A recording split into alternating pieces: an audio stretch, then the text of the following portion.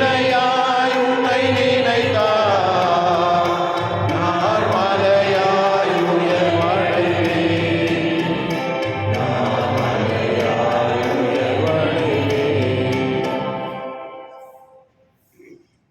Good morning. Good morning. இந்த திருவிழானது நல்லதாக Joslin ராணி அவருடைய பிறந்த நாள் இருக்காங்களா? ராணி, எனவே ஹாப்பி பர்த்டே. மற்றும் கேத்ரின் அவருடையதும் பர்த்டே இருக்காங்களா? Okay, happy birthday. மரித்த செரீனா மார்டின், அருள் ஜெயராஜ், மேன்வில் முரே, சங்கர் ஜோசப், தனஞ்சயா மற்றும் மரித்த எல்லா ஆன்மாவுக்காகவும் திருக்கஸ்தவத்திற்காகவும் சகாய விசேஷமான அபிப்பிராயத்துக்காக சகாய பிரகாசம் குடும்பத்தினரும் சுஷ்மா குடும்பத்தினரும் இந்த திருவிழியை கொடுக்க விளைகிறார்கள். தந்தை மகன் தூயாவியாய பெயராலே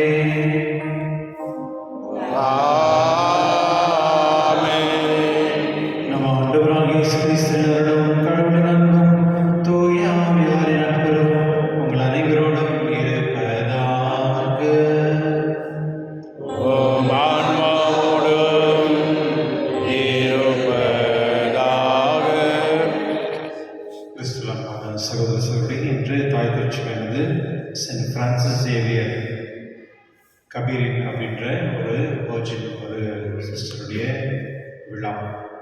இவர்கள் இட்டாலி தேசத்துக்கு பிறந்தவர். 1850 பிறந்து 1917 இறந்தவர். இவர் வீட்டில் 13வது பொண்ணு. குடும்பத்தில் ஒரு நல்ல எஜுகேஷன் கொடுத்துருந்தாங்க. ஆகையினால அவங்களுக்கு எப்பொழுதுமே கடவுளுக்கு ஏதாவது ஒரு சேவை செய்யணும் அப்படின்ற ஒரு விண்ணப்பம். ஆகையினால அவங்களுக்கு சைனாவில் போயிட்டு நாங்கள் சேவை செய்யணும் அப்படின்னு ரொம்ப விருப்பப்பட்டிருந்தாங்க. ஆனால் அந்த சமயத்தில் இருந்த போப்பாண்டவர் லியோ 13 இருக்கிறவர் லியோ 14 அவர் நம்மவே நீ ஈஸ்ட்டுக்கு போவது வெஸ்ட்டுக்கு போ அப்படின்னு சொல்லிட்டு சவுத் ஆஃப்ரிக்கா காமிச்சு கொடுக்குறாரு. அதாயிட்ட பிறகு அவங்க ஒரு மிஷினரி சிஸ்டர்ஸாக போயிட்டு அங்கே ஒரு காங்கிரிகேஷன் அவங்க ஸ்டார்ட் பண்ணுறாங்க. Missionaries of sisters of the sacred heart அப்படின்னு சொல்லி ஒரு காங்கிரி தொடங்குறாங்க. முக்கியமாக இந்த ஆஃபன் சில்ட்ரன், அதாவது யாருமே இல்லாத பிள்ளைங்களை எடுத்து அவங்களுக்கு ஒரு ஆஃபனேஜ் பண்ணி அவங்களுக்கு ஒரு ஸ்கூல் ஸ்டார்ட் பண்ணி அது எல்லாமே அந்த ஸ்கூல் மட்டும் இல்லை, ஹாஸ்பிட்டல்ஸ் அந்த மாதிரி நிறைய சேவைகள் அவங்க தொடங்கியிருக்காங்க. கடைசியில் அவங்க ஒரு நிமோனியாவில் அவங்க வயசான சமயத்தில் இறந்துருக்காங்க. 1946 அவங்களுக்கு புனித பட்டம் கொடுக்கப்பட்டது. நம்மளுடைய சில நேரத்தில் வெறும் குருக்கள் மட்டும் போய் சேவை செய்ய மாட்டாங்க, அந்நிய ஸ்திரீகளும் நிறைய வேலை செய்கிறாங்க. சில நேரத்தில் நம்ம பார்க்குறோம், ஃபாதர்ஸ் கம்யூனியன் வாங்கிக்குவாங்க, சிஸ்டர்ஸ் கொடுத்தா வாங்க மாட்டாங்க. சில பேர் இருக்காங்க, பர்டிகுலர் சில பேர் அவங்க கொஞ்சம் அவாய்ட் பண்ணுறதெல்லாம் பண்ணுவாங்க. அதெல்லாம் தவறு. சில நேரத்தில் பிஷப் கொடுப்பாரு, எல்லாம் பிஷப்கிட்டே போவாங்க. பிஷப் கொடுத்தாலும் ஃபாதர் கொடுத்தாலும் சிஸ்டர்ஸ் கொடுத்தாலும் இப்போ லே பீப்புள் கூட கொடுக்கறதுக்கு நம்ம டயசிஸில் ஸ்டார்ட் பண்ணியிருக்காங்க. கம்யூனியன் கொடுக்குறது, டிஸ்ட்ரிபியூஷன் பண்ணுறதுக்கு. நம்ம கடவுளை தான் நம்ம ரிசீவ் பண்ணுறத தவிர பிஷப் ரிசீவ் பண்ணல. பிஷப்புடைய கம்யூனியன் இல்லை நம்மளுக்கு ரொம்ப பிடிச்ச ஃபாதர்களுடைய கம்யூனியன் அப்படி இல்லை. அது கடவுளுடைய ஆண்டவர்களுடைய இதயம், அது கடவுளுடைய உடல். அந்த உடலை நம்ம எடுக்கும் பொழுது யார் கொடுத்தாலும் அவங்க இம்பார்ட்டன்ட் இல்லை, நமக்கு அந்த கடவுளுடைய பிரசனம் தான் இம்பார்ட்டன்ட். சில நேரத்தில் பார்க்க பிஷப் அப்படியே ஓடி பண்ணுறது இதெல்லாம் பண்ணுவாங்க. அப்படிலாம் செய்யக்கூடாது. அது நம்ம கடவுளுக்கு மரியாதை கொடுக்காத மாதிரி. ஸோ சில நேரத்தில் கன்னியஸ்திரிங்க வேலை செய்யும் பொழுது அவங்கள நம்ம மதிக்கணும். அவங்க தான் ஆக்சுவலி குருக்களுடைய நிறைய சேவை அவங்க தான் செய்கிறாங்க. அவங்களோட டைமிங் எல்லாம் ரொம்ப எங்களுக்குன்னா கொஞ்சம் ரிலாக்ஸேஷன் இருக்கும். இப்போ நாங்கள் 3 பேர் இருக்கோம் ஃபாதர்ஸு, நாங்கள் சேஞ்ச் பண்ணிக்கிறோம். மார்னிங் வேணுமா ஈவினிங் வேணுமா எப்போன்னு. ஆனால் சிஸ்டர்ஸ்க்கு அப்படி கிடையாது. காத்தாலேருந்து நைட்டு வரலையும் அவங்க ஃபுல்லாக பேக்டாக இருப்பாங்க.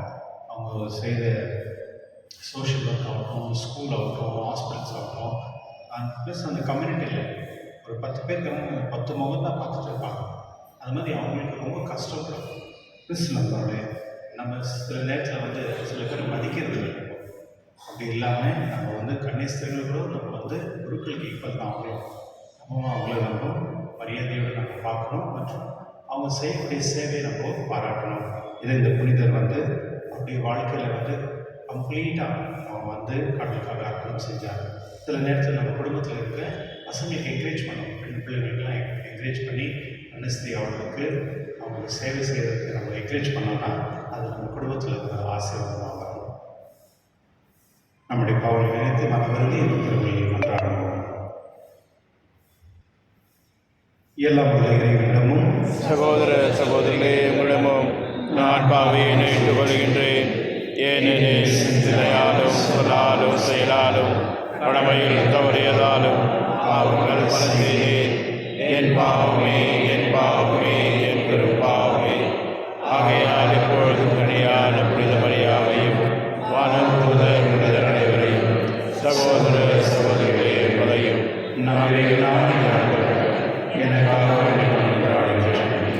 எல்லாம் இறைவன் நம் மீது இருக்க வைத்து நம் பாவங்களை மன்னித்து நம்மை நிலை வாழ்வுக்கு அழைத்து செல்வாராக. ஆமென்.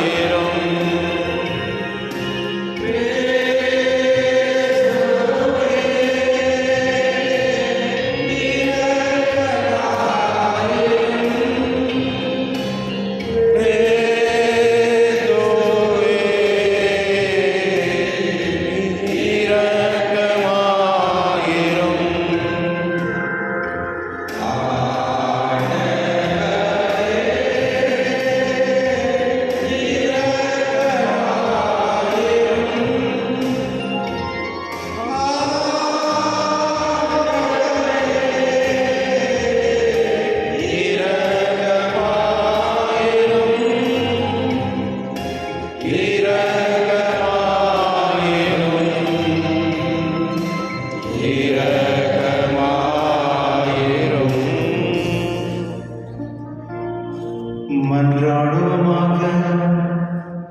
எல்லாம் வல்ல இரக்க உள்ளவருமான இறைவா, எங்களுக்கு எதிரானவற்றை எல்லா கனிவுடன் அகற்றியலும் அதனால் உள்ளத்திலும் உடலிலும் எழுகின்ற தடைகளை நீக்கி ஒப்புடன் உமக்கு ஊழியம் புரிவோமாக. உம்மோடு தூயாவியாரின் ஒன்றிப்பில் இறைவனாய் என்றென்று வாழ்ந்து ஆட்சி செய்கின்ற எங்கள் ஆண்டவரும் உம் திருமகனாகிய இயேசு கிறிஸ்து வழியாக உம்மை மன்றாடுகின்றோம். ஆமென்.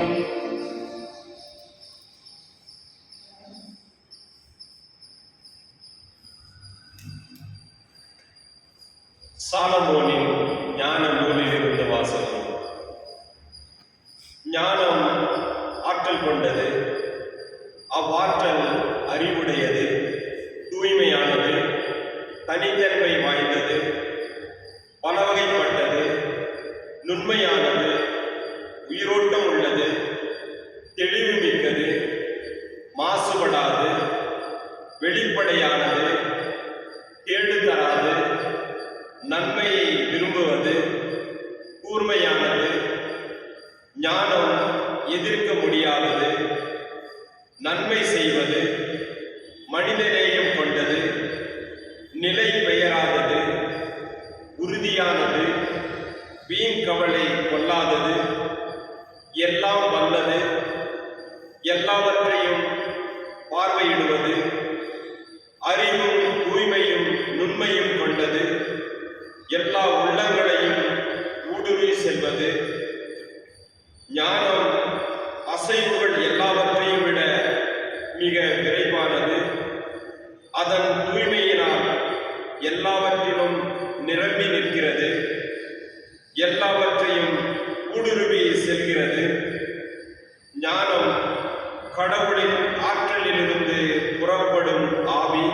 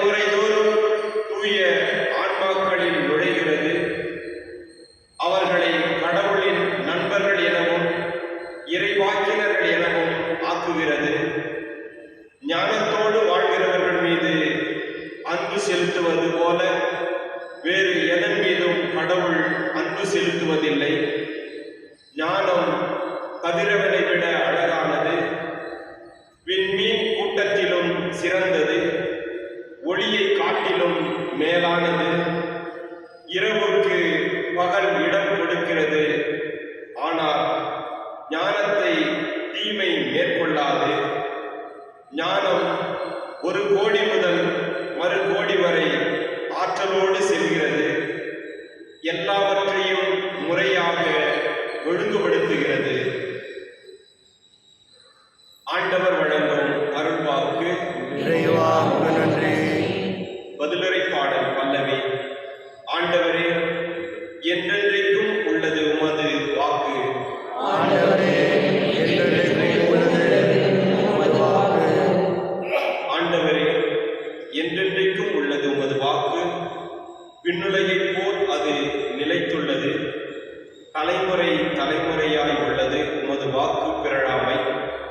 நீர் பூவுலகை உறுதியாய் இயக்க செய்தீர், அது நிலை பெற்றுள்ளது. ஆண்டவரே, என்றென்றைக்கும் உள்ளது உமது வாக்கு. உம் ஒழுங்குமுறைப்படியே அனைத்தையும் இன்று வரை நிலைத்துள்ளன, ஏனெனில் அவை உமக்கு ஊழியம் செய்கின்றன.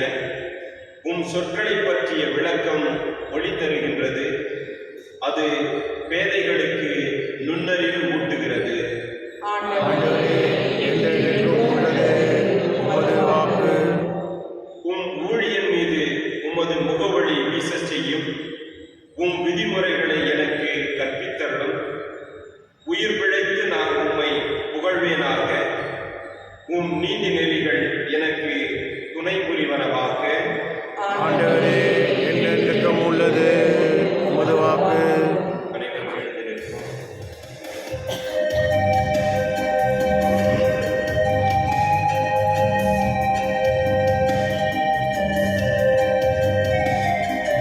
அல்லேலூயா, அல்லேலூயா, அல்லேலூயா,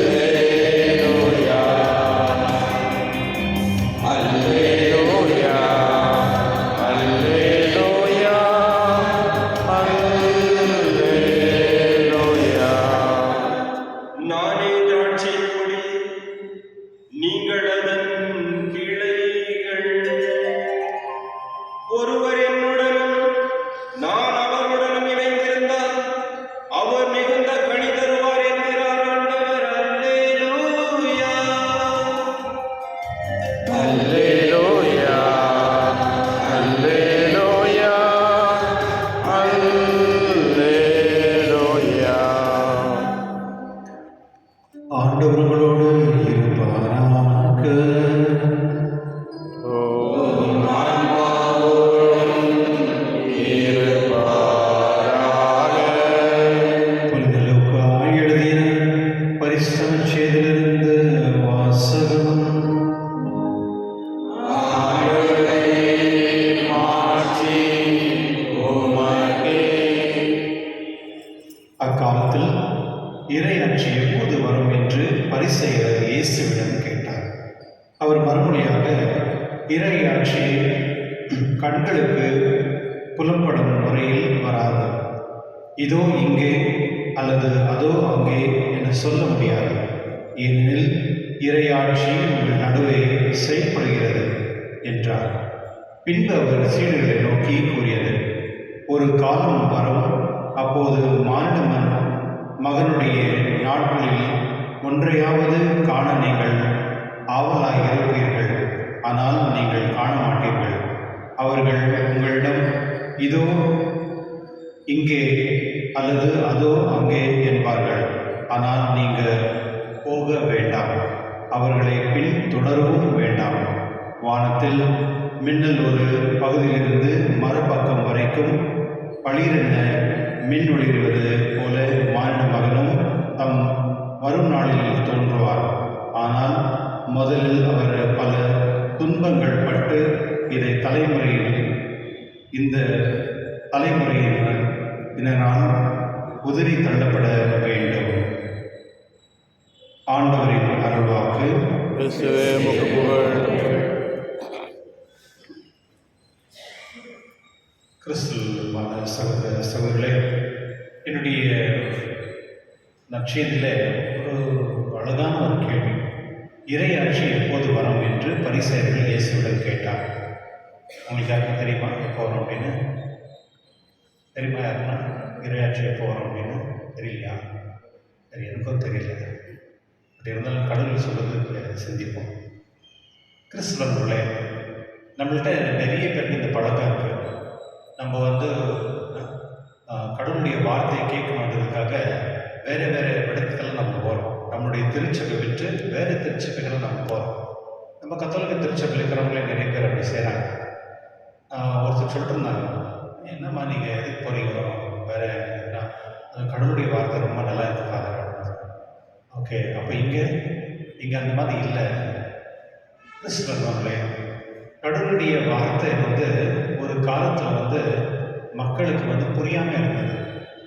கடவுள் ஆண்டவர் இயேசு உலகத்துக்கு வரும் பொழுது அவர் உண்மையிலே அவர் கடவுளா மனிதனான்ற ஒரு தெளிவான அறிவு யாருக்கும் கிடையாது.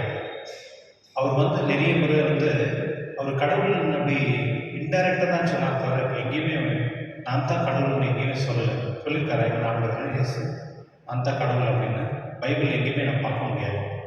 அது வந்து ஒரு மிஸ்ட்ரி, அதாவது அது நம்ம புரிஞ்சிக்க முடியாது. அது வந்து விசுவாசத்தில் இருக்கிறவங்க மட்டும்தான் ஆண்டவர் இயேசுவை கடவுளை ஏற்றுட்டு வர முடியும்.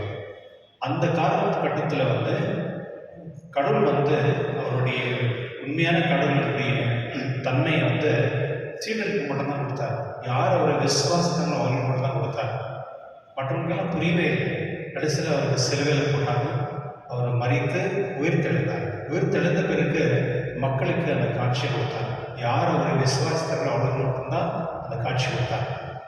அதாயிட்ட பிறகு திருச்சபைக்கு வந்து ஆண்டவர் இயேசு தான் உண்மையான கடவுள் அப்படின்ற தெளிவுபடுத்துறதே ஒரு பெரிய கஷ்டமாக இருக்குது. அதனால நற்செய்தியை வந்து எழுதினாங்க. ஆண்டவர் இயேசு பேசுனதெல்லாம் எழுதி வச்சாங்க. அதை வச்சிட்ட பிறகு அதை வந்து எக்ஸ்பிளைன் பண்ண ஸ்டார்ட் பண்ணாங்க. நான் சொல்கிறது இப்போ அதுபோல் அந்த காலத்தில் வந்து சொல்லிட்டு வந்தாங்க. அப்போ புரிதல் இல்லாத நாட்களில் வந்து ஆண்டவர் இயேசு யார், மாதா யார், கடவுளுக்கு மாதாக்கு என்ன உறவு, இந்த மாதிரி திருச்சபையில் வந்து நிறைய குழப்பம் இருக்கிறதுனால அது வந்து சொல்லிட்டு வந்தாங்க. ஆனால் இப்போ வந்து நற்செய்தி வந்து நம்ம கேட்டாலே போதும். அது வந்து எந்த ஒரு எக்ஸ்பிரஷனும் தேவை. ஏன்னா அந்த நற்செய்தியே வந்து கடவுள் நம்மளுக்கு ரொம்ப தெளிவான ஒரு விஷயத்தை நம்மளுக்கு சொல்கிறாரு. அது புரிஞ்சுக்க தன்மை நம்மகிட்ட இருக்குது. ஆனால் நம்ம என்ன பண்ணுறோம் அப்படின்னா, நம்ம வந்து சில பேர் வந்து கோயிலுக்கு வர்றது வந்து சர்மனுக்காக தான் வருவாங்க. சர்மனுக்காக தான் வருவாங்க. தமிழ் என்ன சொல்லுது? சர்மனுக்கு பிரசங்கத்துக்காக வருவாங்க. சில பேர் ஐயோ பிரசங்கம் நல்லாவே இல்லையா, சில பேர் பிரசங்கம் ரொம்ப நல்லா இருந்துச்சுன்னு சொல்லுவாங்க. பிரசங்கம் நல்லா இருக்கோ நல்லா இல்லையோ, ஃபாதர் நல்லது சொல்கிறாரு கெட்டது சொல்கிறாரு, அது வந்து இம்பார்ட்டன்ட் கிடையாது. ஆனால் நற்செய்தி தான் இம்பார்ட்டன்ட். ஆண்டவர் பேசுகிறாரே அதுதான் உண்மையான நற்செய்தி. அதுக்கு மேலே என்னது நம்ம சொல்கிறோம்? அதெல்லாம் ஒரு ஆர்டிஃபிஷியல் தான். இப்போ என்ன நற்செய்திகள் தான் அதுதான் உண்மை. இதுக்கேற்று நம்ம சில நேரத்தில் அந்த சர்மன் கொடுக்கும் பொழுது கொஞ்சம் ஆட் பண்ணி நம்ம வந்து ஜனங்களுக்கு சிம்பிளிஃபையாக புரிகிற மாதிரி சில விஷயம் நம்ம சொல்லுவோம். அவ்வளோதான். தவிர உண்மையான நற்செய்தி வந்து பிரசங்கம் வந்து நற்செய்தி தான். அது ஆண்டவரே பேசுகிறாரு. குருக்கள் வந்து கடவுளுக்கு மேலேயா? கடவுள் தான் வந்து முக்கியமானது. அது மட்டும் இல்லை, நீங்கள் கோயிலுக்கு திருவள்ளிக்கு வர்றது வந்து நற்செய்தி கேட்குறது, இது பிரசங்கம் கேட்கறதுக்காக இல்லை. இந்த அப்பத்தை உடைச்சு அந்த அப்பத்தில் பங்கு கொள்ள திருவள்ளியில் பங்கு கொள்வது தான் உண்மையான கடவுளுடைய உடல் வந்து அந்த மாற்றப்பட்டு அந்த உடலை வந்து நான் என்னுடைய உடலை ஏற்றுக்கொள்ளும் பொழுது 4 விஷயம் நடக்குது. நான் திருவள்ளிக்கு வரும் பொழுது என்னுடைய பாவத்தை நான் அறிக்கையிடுறேன். பாவத்தை அறிக்கையிடும் பொழுது நம்ம என்ன சொல்கிறோம்? எல்லாம் வல்ல இறைவனும் சகோதரே நான் பாவின்றி ஏற்றுகிறேன் என்று என் சிந்தனையாலும் சொல்கிறாலும் செயலாலும் கடமைக்காரனாலும் பாவனை பல செய்தேன், பாவமே என் பாவம் அப்படின்னு நான் மன்னிப்பு கேட்குறோம். ஃபஸ்ட்டு நம்மளுக்கு திருப்பலிக்கு வரும் பொழுது கடவுள் வந்து நம்மளுக்கு அந்த மன்னிப்பு கொடுப்பார். எல்லாம் உள்ள இரவில் நம் மீது இறக்க வைத்து நம் பாவங்களை மன்னித்து நம்ம நிலை வாழ்க்கை அழைத்து செல்வதாக. நிலை வாழ்க்கை, அதாவது நம்ம செஞ்ச குற்றத்துக்கு நம்ம வந்தாங்களோ கடவுள் நம்மளை அதை கழுவி ஆசிரித்து நிலை வாழ கொண்டு போவார். 1. 2வது வந்து கடவுளுடைய வார்த்தைகள், அவருடைய அனுபவம், அந்த காலத்தில் இருந்த விசுவாசிகளுடைய அனுபவம். அந்த அனுபவம் பெற்று தான் ராயப்பர் சின்னப்பர் அந்த கடிதங்களை எழுதி கடவுளுடைய விசுவாசத்தை சொல்கிறாங்க. கடைசியில் கடவுளே பேசுகிறார். நற்செய்தி மூலமாக கடவுளே பேசுகிறார். 2. 3வது வந்து யூக்ரிஸ்டிக், அதாவது நம்ம வந்து கடவுள் வந்து அந்த காணிக்கை மூலிமா நம்மளே நம்ம அர்ப்பணம் பண்ணும் பொழுது கடவுள் நம்மளை ஏற்றுக்கொண்டு அவருடைய உடலை வந்து உடைச்சி அவர் வந்து நமக்கு வந்து அந்த கடவுளுடைய பிரசன்னத்தை வந்து இந்த பீடத்தில் வந்து நமக்கு வெளிப்படுத்துகிறார். மூணாவது. நாலாவது வந்து அதோட மூணாவது சேர்த்து கடவுள் வந்து நம்முடைய உடலில் வந்து ஒன்றா சேர்றார். என்னுடைய உடலும் கடவுளுடைய உடலும் ஒன்றாகும். மூணாவது. நாலாவது வந்து கடவுள் வந்து முழுமையாக நம்மளை வந்து ஆசீர்வாதத்தை கொடுத்து அம்புறார். இதுக்கு மேலே என்ன வேணும்? பசங்க தேவையா? நாளைக்கு நான் பசங்க கொடுக்கல நண்பர்களே. இந்த ஒரு தெளிவு இருந்தால் மட்டும்தான் நம்ம திருவள்ளிக்கு வரும் பொழுது அதை வந்து என்ஜாய் பண்ண முடியும், சந்தோஷமாக இருக்க முடியும். நம்ம என்ன நினைக்கிறோன்னா இந்த ஃபாதரா இப்படியா, அதாவது நம்ம என்ன பண்ணுறோன்னா ஃபாதரை வந்து திருவள்ளி கொடுக்கும் பொழுது அந்த ஒரு பர்சனை நம்ம பார்க்கணும், அந்த ஃபாதர் தான். அது இல்லை, திருப்பலி நடக்கும் பொழுது கடவுள் வந்து அந்த குருக்களை வந்து அவருடைய சாயலாக மாற்றி அது மூலியமாக அந்த கடவுளுடைய திருப்பலி நடத்துகிறார். நிறைய பேர் வந்து நம்ம இன்னைக்கு பூசை கொள்ள ஒரே போரிங் ஆச்சு சர்மன் அப்படின்னு சொல்லுவாங்க. நம்மளே அப்படி இல்லை. நம்ம திருப்பலிக்கு வர்றது வந்து என்ன குருக்கள் வந்து என்ன சொல்கிறாங்க அது இம்பார்ட்டன்ட் இல்லை. இம்பார்ட்டன்ட்னா கொஞ்சம் இம்பார்ட்டன்ட் இருக்கு. ஆனால் அதுக்கு மேலே வந்து கடவுளே நம்மள்கிட்ட பேசுகிறாங்க நற்செய்தி மூலமாக. அது நம்ம காது கொடுத்து நம்ம கேட்டோம்னாவே போதும். அந்த வார்த்தையே நம்மளுக்கு முழுமையான ஒரு அமைதியும் சமாதானம் கொடுக்கும். நண்பர்களே, இன்று வந்து நற்செய்தியில் வந்து ஆண்டவர் இயேசு சொல்கிறார். சில பேர் சொல்லுவாங்க அங்கே கடலுக்குறாரு இங்கே கடலுக்குறாருன்னு சொல்லிட்டு போவாதீங்கன்னு சொல்கிறார். இந்த திருச்சபை தவிர வேறு எதுவுமே இங்கே திருச்சபையே கிடையாது. நீங்கள் எந்த இடத்துல போங்க, ப்ராட்டஸ்டன்ஸ் போங்க, இங்கே போங்க, அது திருச்சபையே கிடையாது. அது வந்து ஒரு அந்த டைமுக்கு என்ன சொல்கிறது அந்த குரூப்பாக வந்து சேர்ந்து கடவுளை வழிபடுத்துவாங்க தவிர கடவுளுடைய வார்த்தையை சொல்லி பரமாடுவாங்க தவிர திருச்சபை அப்படின்னு சொன்னால் ஒன்று தான். திருச்சபை சின்ன சின்னதாக நிறைய திருச்சபை இருக்கவே முடியாது. ஒரு திருச்சபை தான் உலகத்தில், அது கடவுளுக்கு. கடவுளுடைய திருச்சபை வந்து ஒன்று தான் இருக்கும். அதனால தான் அவர் வந்து தன்னுடைய சீர்களுக்கு வந்து அந்த ஆவி கொடுத்து இந்த வழிநடத்துன்னு சொல்கிறார். அதை தான் போப்பாண்டவர் ஒருவர் தான். எல்லா உலகத்தில் இருக்க ஒரே திருச்சபை. அன்னைக்குலேருந்து இன்னைக்கு வந்து ஒரே திருச்சபை. சில பேர் வந்து திருச்சபை விட்டு போயிடுறாங்க. இங்கே கூட இருக்கிறாங்க நிறைய பேர். நம்ம திருச்சபை கூட நம்ம சர்ச்சில் இருந்ததில் நிறைய பேர் வேறு வேறு இடத்துக்கு போகிறாங்க. கடவுளுடைய வார்த்தை வந்து இங்கே தான். இறையாட்சி வந்து எங்கே இருக்கு? நம்முடைய இதயத்தில் தான் இருக்குது. நீங்கள் வந்து அங்கே தேடி போக தேவையில்லை அப்படின்றது ஆண்டவர் இயேசுவே சொல்கிறார். கிறிஸ்துவர்களே, நம்ம வந்து நிறைய பேர் வந்து ஒரு சரியான புரிதல் இல்லாமல் வாழ்ந்து கொண்டிருக்கிறோம். அந்த உண்மையான கடவுளை நம்ம விசுவாசம் பண்ணுறது கடவுள் நம்மளுக்கு ஒரே திருச்சபையில் தான் வைக்கிறார். அதுதான் யூனிட்டி. நீ ஒருவேளை உங்கள் குடும்பத்திலேயோ திருச்சபையில் ஒற்றுமை இல்லைன்னா அந்த மக்கள் வந்து இந்த திருச்சபைக்கு சார்ந்தவர்களே இல்லை. இதுதான் உண்மை. சில பேர் வந்து பிரச்சனை பண்ணின்னு வெளியே போவாங்க, பிரச்சனை பண்ணுறதுக்குன்னே உள்ளே வருவாங்க. சில பேர் அந்த பிரச்சனையோடவே இருப்பாங்க. அதெல்லாமே தவறு. திருச்சபை ஒரே திருச்சபை தான். அது கடவுள் ஏற்படுத்த திருச்சபை. அந்த திருச்சபையில் நம்ம எப்போதுமே ஒன்றாக இருக்கணும். அதை எப்போதுமே ஒடிக்கக்கூடாது, குழப்பத்தை கொண்டு வரக்கூடாது. அதனால என்னுடைய திருப்பலியில் நாம் மன்றாடுவோம், கடவுளை நான் எப்பொழுதுமே இந்த திருச்சபையோடு பிறந்து இந்த திருச்சபையிலே நான் சாகணும். அதுதான் உண்மையான திருச்சபையோடு நான் வாழக்கூடிய ஆசீர்வாதப்படி இந்த திருப்பலியில் மன்றாடுவோம்.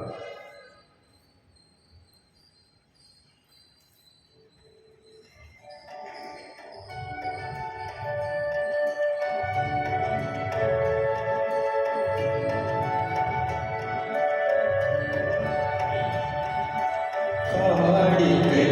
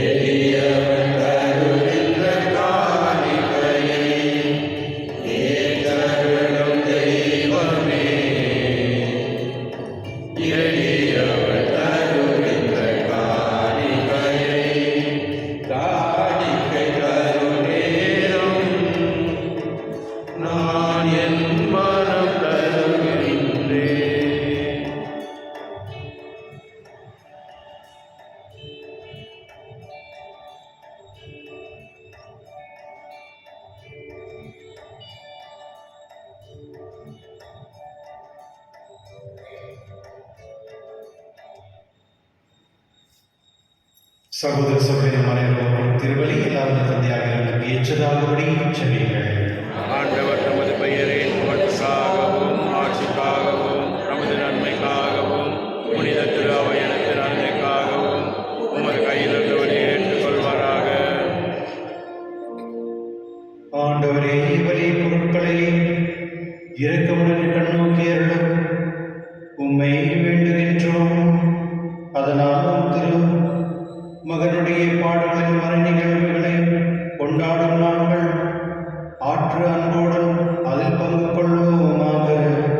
எங்கள் ஆண்டவராகிய இயேசு கிறிஸ்து வழியாக உம்மை மன்றாடுகின்றோம்.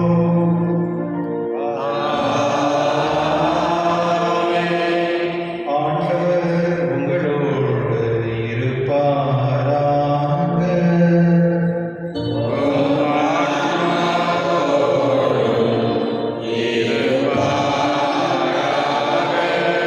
இதயங்களை ஆண்டவரிடம் எழுப்புங்கள்.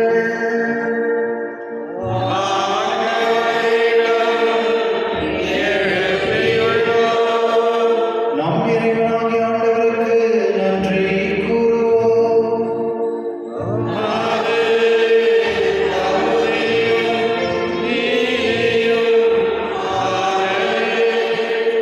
ஆண்டவரே, பரிசுத்தம் இல்லாமல் நித்திய தெய்வம், எங்கள் ஆண்டவராக கிறிஸ்துவனியாக எந்நாளும் எடுத்தெல்லாம் உமக்கு நன்றி செலுத்துவது மெய்யாகவே தகுதியும் நீதியுமாகும். எங்கள் கடமையும் மீட்புக்குரிய செயலுமாகும். கிறிஸ்து மனிதர் பிள்ளைகளை கண்டு இரக்கமற்ற கண்ணீர் பிறக்க திருவுளமானார். சிலுவையில் பாடப்பட்டிருந்த நித்திய சாவிலிருந்து விடுவித்தார். இறந்தோரிலிருந்து உயிர்த்தெழுந்த நித்திய வாழ்வினர் கழித்தார். ஆகவே தூதராதி தூதரோடும் அறிஞர் சொல்வோர் ஆட்சிமர் மற்றும் மாநகசின் ஞானிகள் அனைவரோடும் சேர்ந்து நாங்கள் உமது மகிமை புகழ்ந்து பாடி முடிவின்றி சொல்வதாவது: தூயவர் தூயவர் தூயவர் ஆட்படைகளின் கடவுளாம் ஆண்டவர், விண்ணகமும் மண்ணகமும் உமது ஆட்சியால் நிறைந்துள்ளன. உன்னதங்களிலே ஓசானா. ஆண்டவர் பெயரால் வருகின்றவர் ஆசீர் பெற்றவர். உன்னதங்களிலே ஓசானா.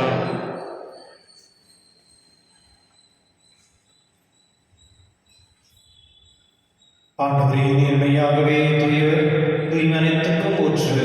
ஆகவே உம்முடைய ஆவியை பொழிந்து இக்காணிக்கையை தூய்மைப்படுத்த உம்மை வேண்டுகின்றோம். இவ்வாறு எங்கள் ஆண்டவர் இயேசு கிறிஸ்துவின் உடலும் இரத்தமாக எங்களுக்கவே மாறுவதாக. அவர் பாடுபட உள்ளம் கிழிந்து தம்மை கழித்த போது அப்பத்தை எடுத்து நன்றி செலுத்தி அதை விட்டு தம் சீடர்கள் கழித்து கூறியதாவது: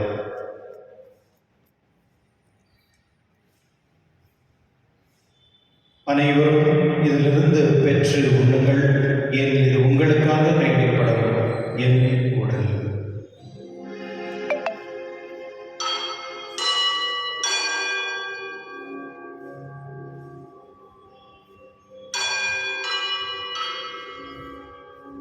அவனுமே விரும்பி அருந்திய பின் கிண்ணத்தை எடுத்து மீண்டும் உமக்கு நன்றி கூறி தம் சீடர்கள் கழித்தவர் கூறியதாவது: அனைவரும் இதிலிருந்து பெற்று பருங்கள். ஏனில் இது புதிய நிலையான உடன்படிக்கைக்கு உரிய இரத்தத்தின் கிண்ணம். இது பாவ மன்னிப்புக்கென்று உங்களுக்காகவும் பலருக்காகவும் சிந்தப்படும். இதை நினைவாக செய்யுங்கள்.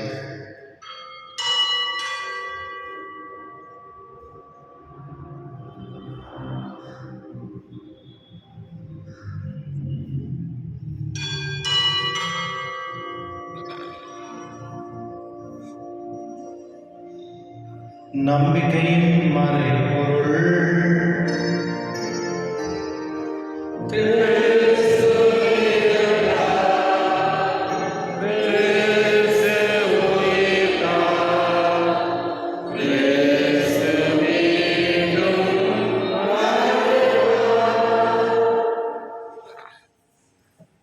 ஆகவே ஆண்டவரே, நாங்கள் கிறிஸ்துவின் இறப்பையும் உயிர்ப்பையும் நினைவு கூர்ந்து வாழ்வும் தரும் அப்பத்தை மீட்பளிக்கும் கிண்ணத்தையும் உமக்கு கொடுக்கின்றோம். உம் திருமணம் உமக்கு ஊழியம் புரிய தகுதிகளை நீங்கள் ஏற்றுக்கொண்டீர். எனவே உமக்கு நன்றி செலுத்துகின்றோம். மேலும் கிறிஸ்துவின் உடலிலும் இரத்தத்திலும் பங்கு கொள்ளும் எங்களை தூய ஆவியில் கொண்டு சேர்க்க வேண்டும் என உம்மை தாழ்மையுடன் கொண்டாடுகின்றோம்.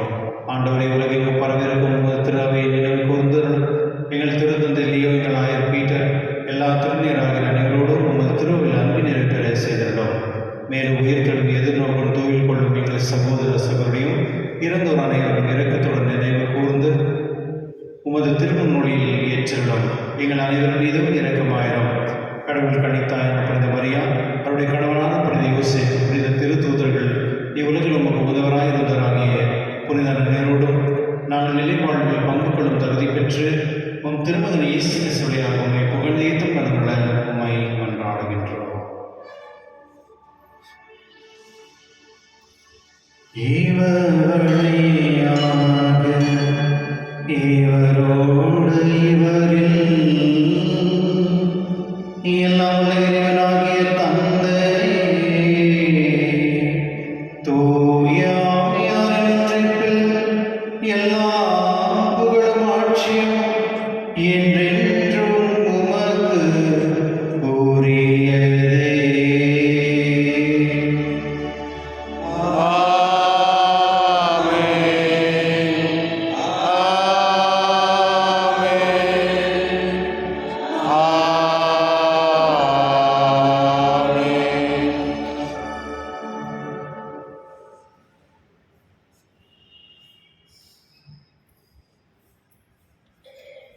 மீட்பரின் கட்டளையாக கற்பிக்கப்பட்டு இறை படிப்பினால் பயிற்சிக்கு நாம் கடந்து செல்வோம்.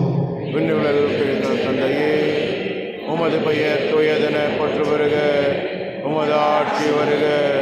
உமது திருவுளம் விண்ணுலகில் நிறைவேறுவது போல மண்ணுலகிலும் நிறைவேறுக. எங்கள் அன்றாட உணவை இன்று எங்களுக்கு தாரும். எங்களுக்கு எதிராக குற்றம் செய்வோரை நாங்கள் மன்னிப்பது போல எங்கள் குற்றங்களை மன்னியும். எங்களை சோதனைக்கு உட்படுத்தாதேயும், தீமையிலிருந்து எங்களை விடுத்தள்ளும். ஆண்டவரை தீமனத்திலிருந்து எங்களை விடுவித்து எங்கள் வாழ்நாளில் அமைதியும் கனிவுடன் மன்றாடுகின்றோம். உமது இரக்கத்தின் உதவியால் நாங்கள் பாவத்திலிருந்து எப்பொழுது விடுதலை பெற்று யாதொரு கலக்கமின்றி நலமாயிருப்போமாக. நாங்கள் எதிர்நோக்கியிருக்கும் பேரின்பத்திற்காகவும் என் மீட்பராகிய இயேசு கிறிஸ்து வருகைக்காகவும் காத்திருக்கின்றோம். ஏனெனில் ஆட்சியும் வல்லமையும் ஆட்சியும் என்றென்றும் உமது. ஆண்டவரே இயேசு கிறிஸ்துவே, அமைதியை உங்களுக்கு விட்டு செல்கிறேன், அமைதி உங்களுக்கு அளிக்கின்றேன் என்று ஒரு திருத்தூருக்கு மொழிந்தீரே. எங்கள் பாவங்களை பாராமல் உமது திருவயல் நம்பிக்கை கண்ணோக்கி உமது திருவிடத்திற்கு ஏற்பதற்கு அமைதி ஒற்றுமையான தருவராக என்றென்று வாழ்ந்து ஆட்சி செய்கின்றவர் நீரே. ஆமென். ஆண்டவருடைய அமைதி உங்களோடும் என்றும் இருப்பதாக. உம் ஆன்மாவோடும் இருப்பதாக. ஒருவருக்கொரு அமைதியை பகிர்ந்து கொள்வோம்.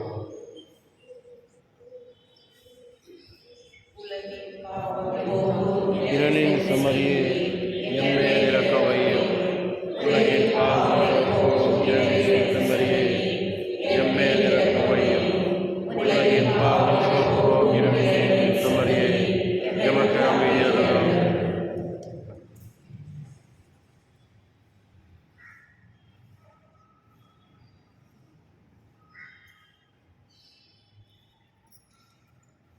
இதோ இறைவனின் சக்தி, இதோ உலகின் பாவங்களை போக்குபவர், செவ்வென்கிறது கலகி பெற்றோர் பேறு பெற்றோர். என் ஆண்டவரே, எழுந்திருந்தவர் நாம் தகுதியற்றவர், ஆனால் ஒரு வார்த்தை மட்டும் சொல்லியிருந்தோம், எங்கள் ஆன்மா நலமடையும்.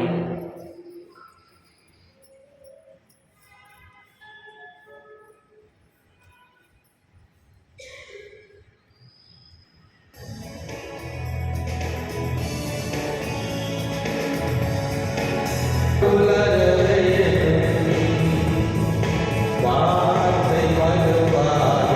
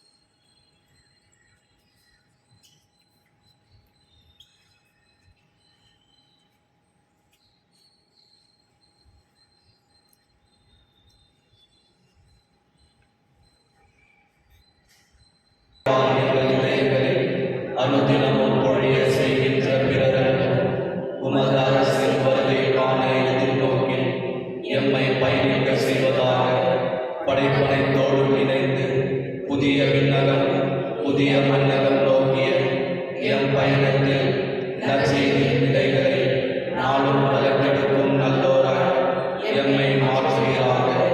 மீட்பின் யூபிலி கொண்டாட்டம் மற்றும் என் பங்கின் யூபிலி கொண்டாட்டம் ஆகியவற்றில் அருளும் ஆசிரும் விண்ணக செல்வங்களின் மீதான உண்மையான நாட்டத்தை எம்மில் தூண்டி எழுப்புவதாக.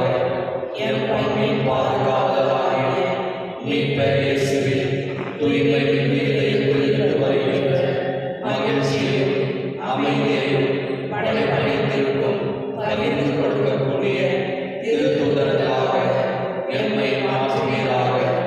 எல்லா மாட்சியும் புகழும் ஆராதனையும் உமக்கே உரித்தாகுக. ஆமென்.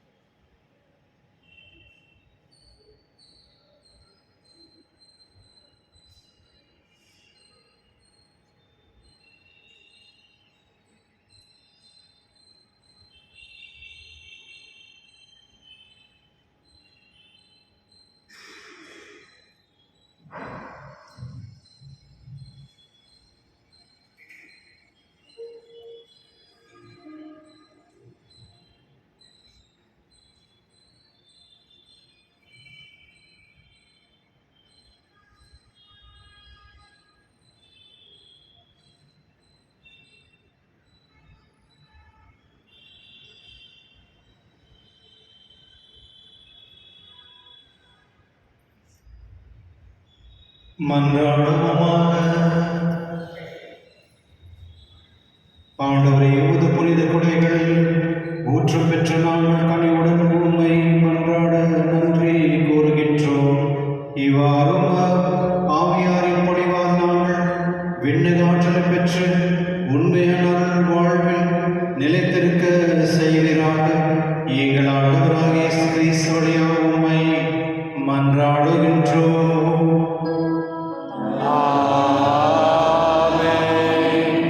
ஆண்டவர் உங்களோடு இருப்பாராக.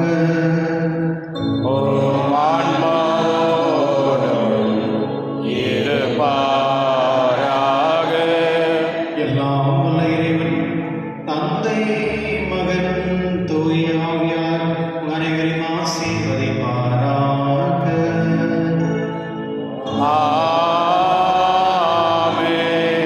சென்று வாருங்கள், திருப்பலியை நிறைவேற்று.